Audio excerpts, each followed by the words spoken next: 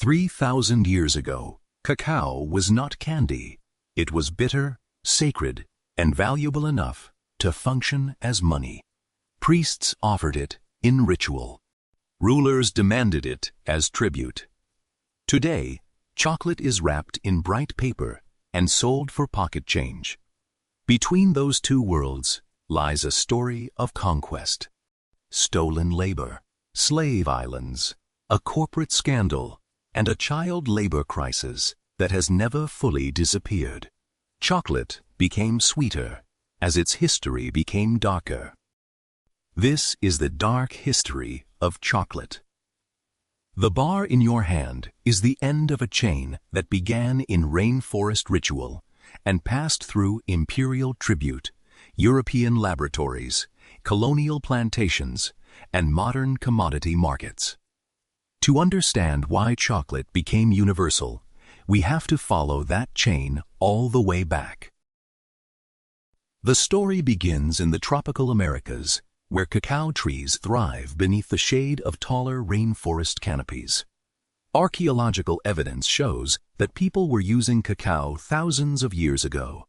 By the time the Olmec, Maya, and later Aztec civilizations shaped Mesoamerica, cacao had become far more than a crop. Its pods were harvested, opened, fermented, dried, roasted, and ground into a paste. Mixed with water and spices, that paste became a dark, foamy drink, unlike the sweet chocolate we know today. The seed itself is intensely bitter. It becomes recognizable only through careful human work. Fermentation develops aroma. Drying preserves the bean. Roasting transforms flavor. And grinding releases the fat that makes cacao rich. Chocolate was never simply found. It was invented through generations of knowledge. There was no milk. There was no refined sugar. The drink could be bitter, spicy, and thick, flavored with chili, vanilla, flowers, or maize. The foam on top was prized. Cacao appeared at feasts, marriages, burials, and religious ceremonies. It could mark a political alliance or accompany the dead. In this world, chocolate was not a dessert. It was ritual, medicine, status, and memory in a cup. Painted vessels and inscriptions show cacao being poured from height to raise the foam. Archaeologists have found traces in ceremonial containers, suggesting that the drink carried meaning far beyond nutrition. To consume cacao was to participate in a social and spiritual order. Cacao beans also became a form of exchange. Colonial-era records describe prices measured in beans. A rabbit, a turkey, a meal, or a day's purchase could be counted out from a pouch of cacao. The idea sounds almost impossible now, but money truly grew on trees. That value created a problem every empire understands. The Aztec capital, Tenochtitlan, stood in a climate where cacao did not grow well. So cacao arrived as tribute from warmer, conquered regions. The empire could not grow its own chocolate, but it could command other people to deliver it. Counterfeiters even hollowed out empty shells and filled them with earth, proof that cacao was valuable enough to fake. Tribute lists transformed beans into imperial arithmetic. Fields, villages, and conquered people were translated into sacks arriving at the capital. Later accounts claimed that Emperor Moctezuma drank cacao from golden vessels, sometimes in astonishing quantities. Whether every detail is literal or exaggerated, the message is clear. Cacao signaled authority. Warriors drank it. Elites displayed it. Priests used it. And because it arrived through tribute, every cup at the center of the empire carried the labor of people living far beyond the capital. Long before Europe tasted chocolate, cacao had already become entangled with power. The Aztecs called the drink cacahuatl. The familiar story that sucalotl directly became the English word chocolate is debated. What is not debated is its prestige. Cacao belonged to systems of rank, tribute, warfare, and ceremony, long before it entered European commerce. In 1519, Hernan Cortés arrived on the Mexican coast with a few hundred soldiers and ambitions far larger than his army. The Spanish did not immediately love the bitter drink, but they understood something more important. Cacao was trusted as wealth. After the fall of Tenochtitlan, Spanish colonizers took control of the tribute systems, the land, and the trade. A sacred drink became a colonial asset. The conquest shattered political institutions and caused catastrophic population loss through war, disease, and forced labor. Yet, colonial rule often reused existing economic structures. Cacao did not disappear with the empire that valued it. It was redirected toward a new one. Then, the recipe changed. In colonial kitchens and convents, cacao was combined with sugar, cinnamon, and other spices familiar to European tastes. The bitter drink of Mesoamerica became sweeter, warmer, and easier for European elites to desire. This was more than a recipe adjustment. It tied cacao to another commodity with its own violent history: sugar. The drink that crossed the Atlantic now carried two colonial systems in the same cup. This fusion is the birth of the flavor modern consumers recognize. Cacao supplied bitterness and aroma. Sugar supplied sweetness and calories. Both crops needed tropical land. Both became profitable through imperial control. Every elegant European cup was already a meeting point of conquered worlds. If you watched our history of sugar, this is where the two stories collide. Spain guarded its chocolate culture for decades, but secrets rarely survive when money is involved. By the 17th century, chocolate had reached Italy, France, and England. Royal courts embraced it. Physicians prescribed it. Clergy debated whether drinking it broke a religious fast. In London, chocolate houses became places where wealthy men traded gossip, influence, and political information. Chocolate was still expensive, still exclusive, and still consumed mostly as a drink. It had moved from temple to palace without ever becoming ordinary. Chocolate's exotic image increased its value. Recipes were copied, traded, and adapted. Specialized pots were designed to prevent spills while the drink was whisked into foam. What had been indigenous knowledge was repackaged as European fashion, stripped of the people who created it. The drink also became a performance of class. Silver chocolate pots, porcelain cups, servants trained to froth the surface, and imported sugar all announced that the person drinking could afford an empire's supply chain. The sweetness was visible. The labor was not. That distance between pleasure and production would become chocolate's defining pattern. The consumer saw a polished cup, while the hardest work remained far away. Even the language of refinement performed a kind of erasure. Courtly consumers praised the smoothness, aroma, and health benefits, while rarely asking who planted, harvested, fermented, carried, and shipped the beans. Luxury depended on making production disappear.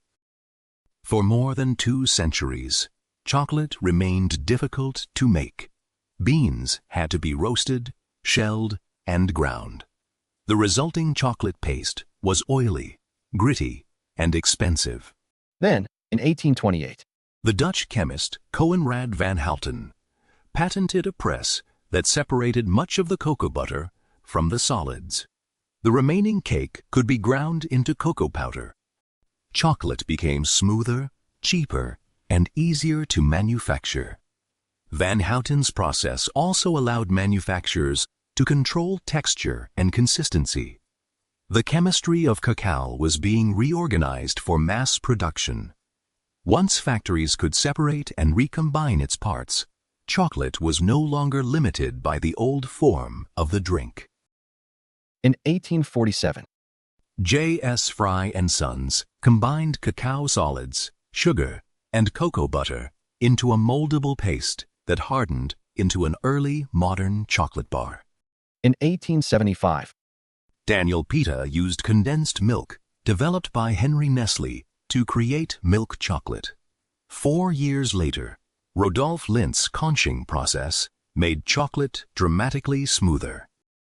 In barely half a century, a gritty aristocratic drink became a sweet, solid product that factories could reproduce by the millions. These inventions did not merely improve flavor, they standardized it. A factory could now promise that one bar would taste like the next, regardless of season or farm. Consistency made branding possible, and branding turned chocolate from a luxury experience into a repeatable habit. This industrial breakthrough created a new hunger for cacao. Factories in Britain, Switzerland, France, Germany, and the United States needed dependable supplies at low prices. European firms could improve the bar in the factory, but cacao still had to grow in the humid tropics. So production moved through colonial networks, Latin America, the Caribbean, and increasingly, West Africa. The modern chocolate bar was born in Europe, but the burden of feeding it fell elsewhere. Demand rose faster than ethical concern. The factory rewarded scale, more beans, lower cost, steady delivery. Colonial governments and merchant houses responded by opening new land, building ports and railways, and organizing labor around the needs of distant manufacturers. 2 small islands in the Gulf of Guinea became one of the industry's most important sources, São Tomé and Príncipe. Portugal had colonized the islands centuries earlier and used enslaved labor to build sugar plantations. In the 19th century, cacao replaced sugar as the dominant crop. The volcanic soil was rich, the climate was ideal, and by the early 20th century, these tiny islands had become the world's leading cocoa producer.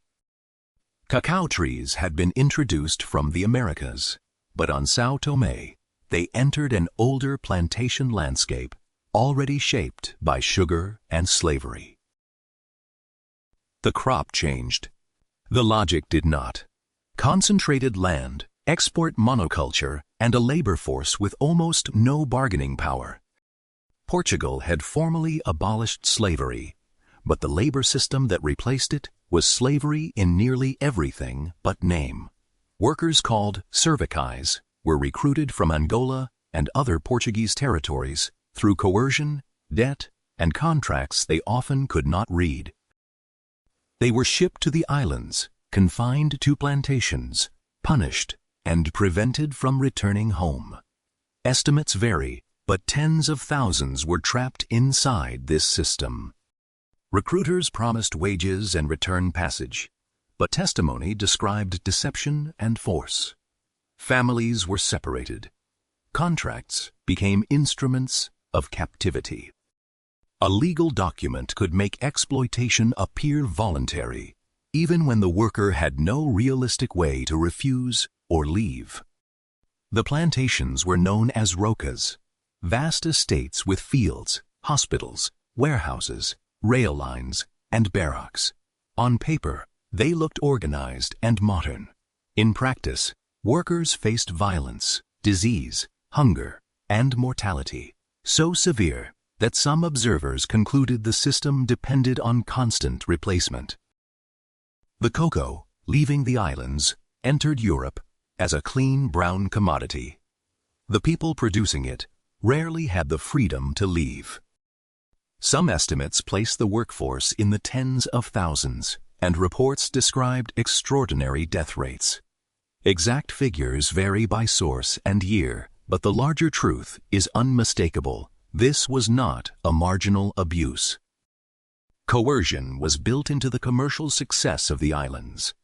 British chocolate manufacturers, including Cadbury, Fry, and Rowntree, purchased cocoa from São Tomé. That created a devastating contradiction. Some of these companies promoted religious values, social reform, and better conditions for workers at home.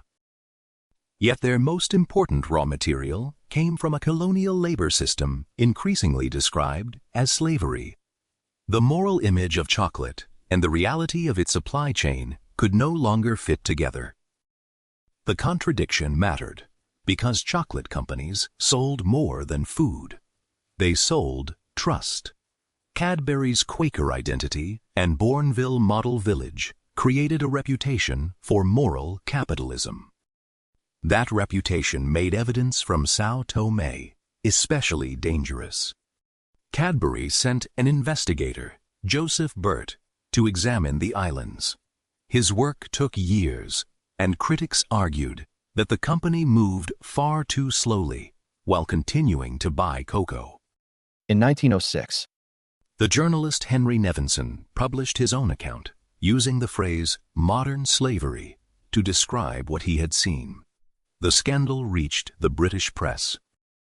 Consumers were forced to confront an uncomfortable question. Could a product marketed as wholesome be built on unfree labor? Burt's eventual report confirmed grave abuses, but delay became part of the scandal. Nevinson's book and articles gave the public vivid testimony before the companies acted decisively. The dispute was not only about what firms knew, it was about how long profit remained more urgent than proof. In 1909, major British manufacturers finally announced a boycott of São Tomé cocoa. It was a public victory, but not a clean ending. The industry did not stop demanding cheap cacao. It changed geography. Buyers shifted toward the British Gold Coast, now Ghana, where farmers were rapidly expanding cocoa production. The boycott exposed one abusive system, but the market simply built a new center of supply. The shift also shows the limits of consumer outrage. A boycott can punish one place while leaving the underlying demand untouched. Unless prices, purchasing practices, and labor protections change, exploitation can migrate with the commodity. Over the 20th century, Ghana and neighboring Côte d'Ivoire became the heart of world cocoa production. Millions of small farmers now depended on cacao for income. But they sold into a chain where the greatest profits were made far from the farm by traders, processors, manufacturers, and retailers. Chocolate became affordable because the bean remained cheap, and when prices were low, the pressure traveled downward to the people with the least power. Farmers carried the biological risk of failed harvests and disease while having little control over world prices.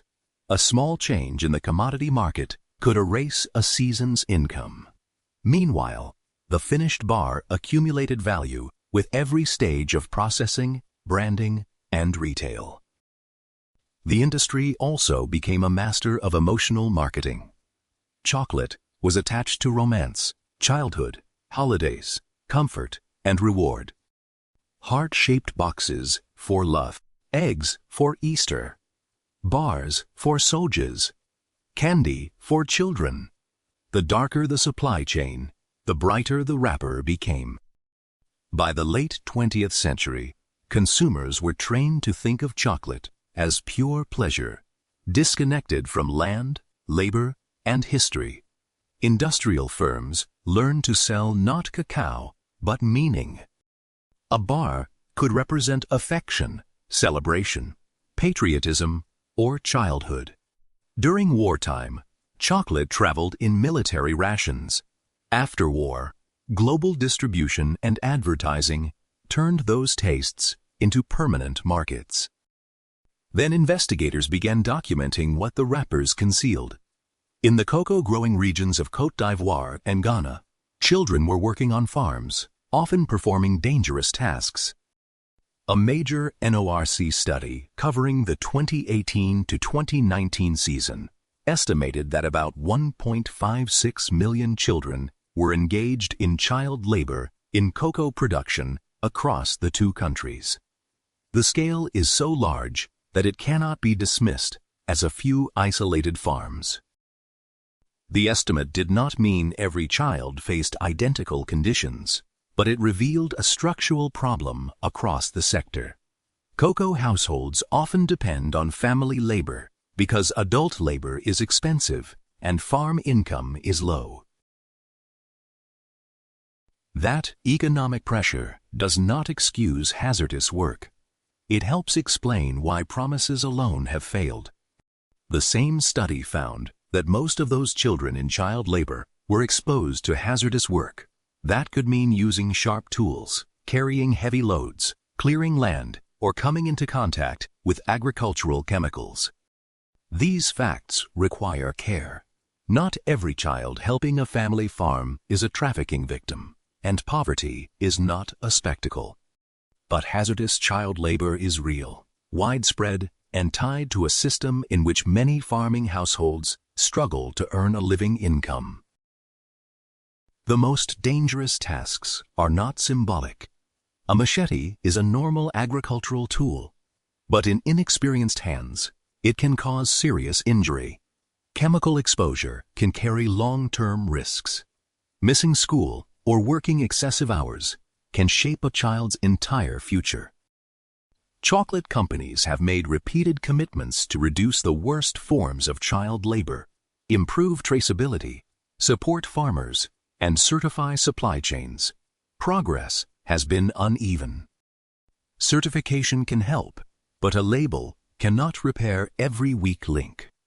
Traceability can reveal where beans come from, but it does not automatically raise a farmer's income. The central problem is economic. The world wants chocolate to stay cheap, while also demanding that cocoa be produced fairly. Those two desires often collide. The industry has announced deadlines before and missed them. That does not mean nothing has improved.